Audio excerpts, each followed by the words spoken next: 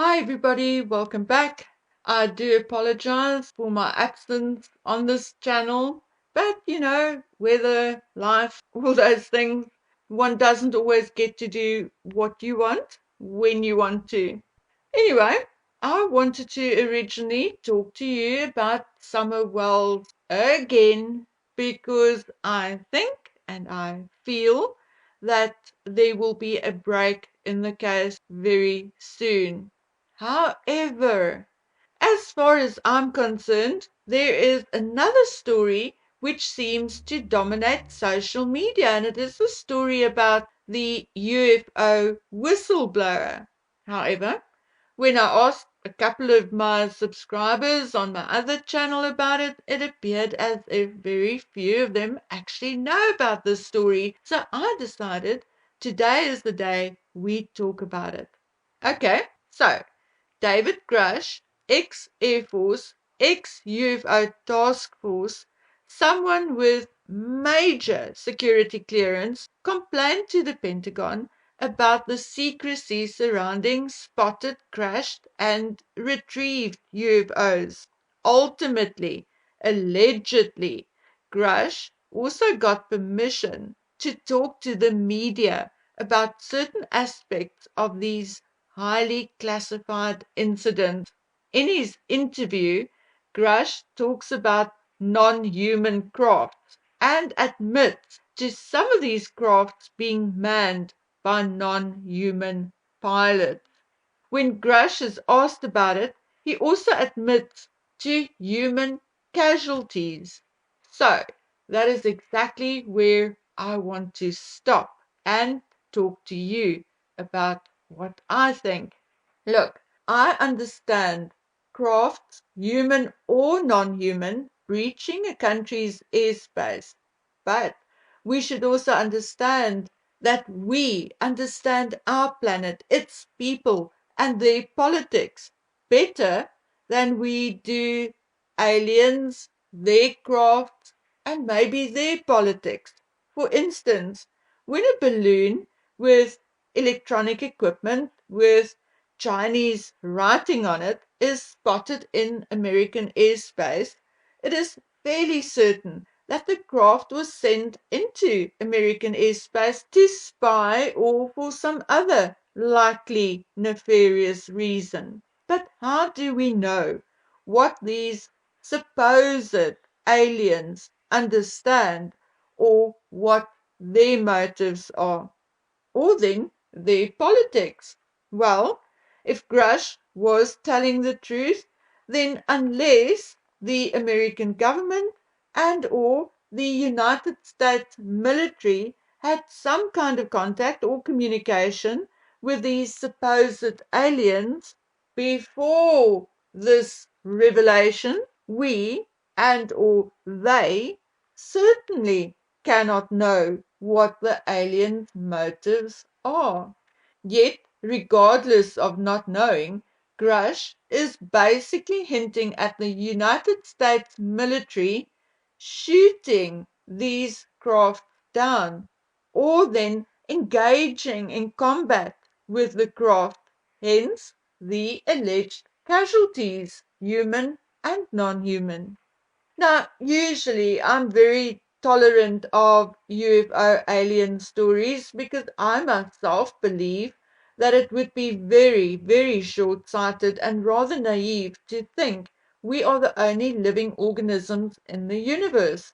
Maybe we are the only intelligent life in our solar system or our star system. But what about other solar systems or star systems?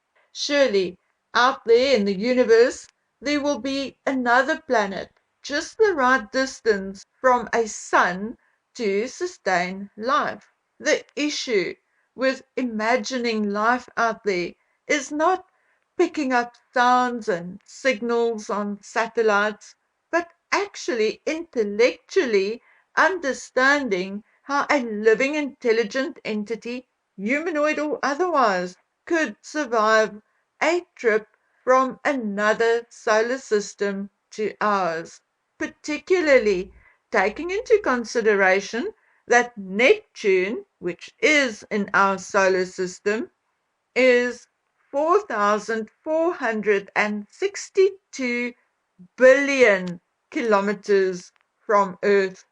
It is a very difficult concept to explain to someone else, even if I understand the concept. I do not possess the language to explain it coherently. But you know what? I'm brave. I'm going to try. To think of traveling to a planet that far away and the time it would take versus the distance, we can basically only think in terms of light years. So, what is a light year? Simply put, a light year is the distance light travels in 1 year, which is about 9.48 trillion kilometers. And that, like for me, maybe still does not mean much to you either. At least it is not something we can easily visualize. So, I'm going to try and do it this way. If we could wrap a rope around the earth and then lay it straight out and then lay another 236 million ropes of the same length end to end, the total distance they now span would be equal to 1 light year.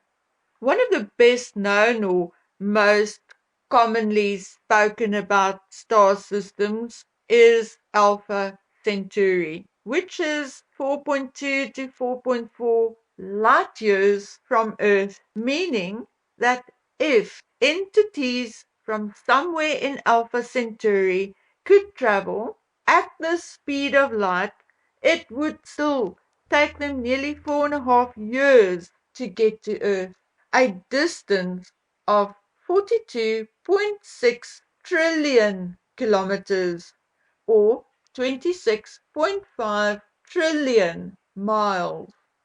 To even begin to imagine an organic, live organism traveling that fast for so long and that far is almost unimaginable.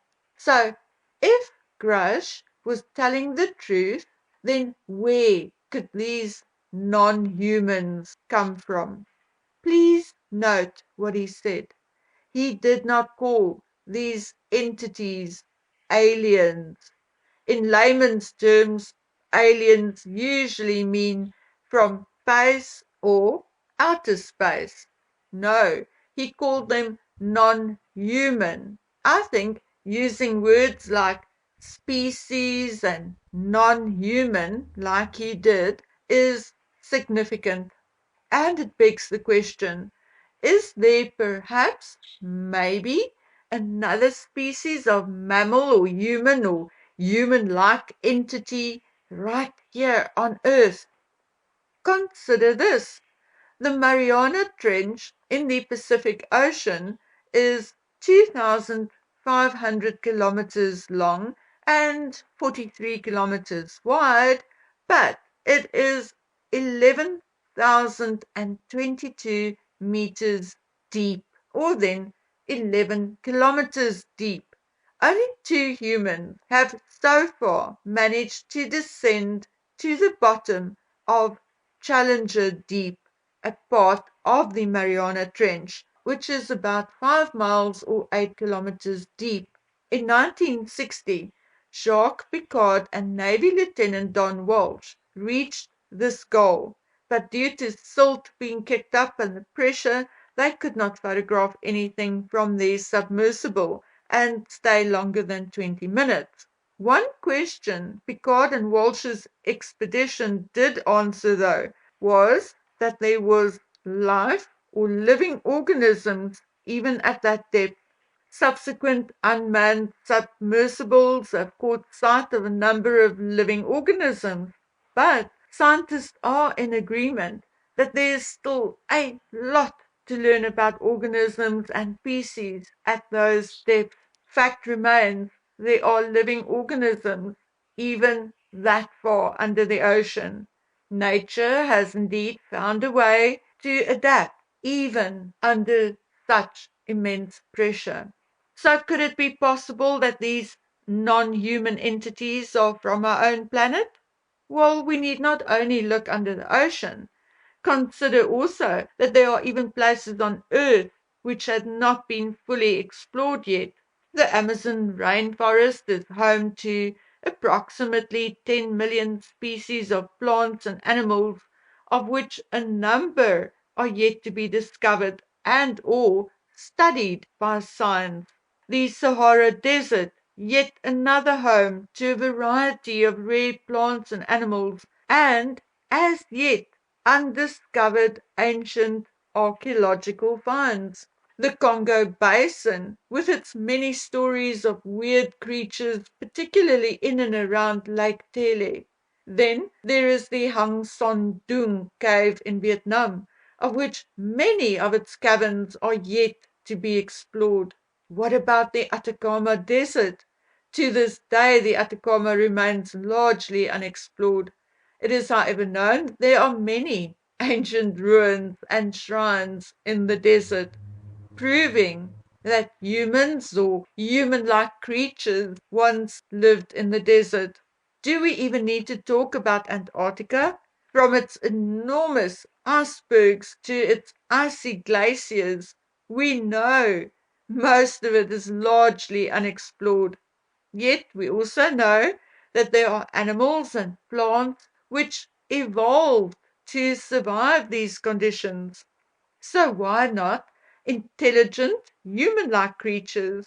Finally, there is the Aleutian Islands, which remains largely unexplored due to the remote location and challenging terrain.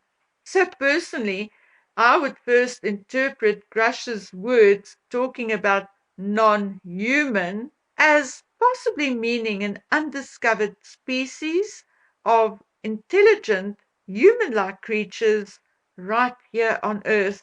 However, whoever they are or wherever they are from, I sincerely hope the mystery will be solved soon.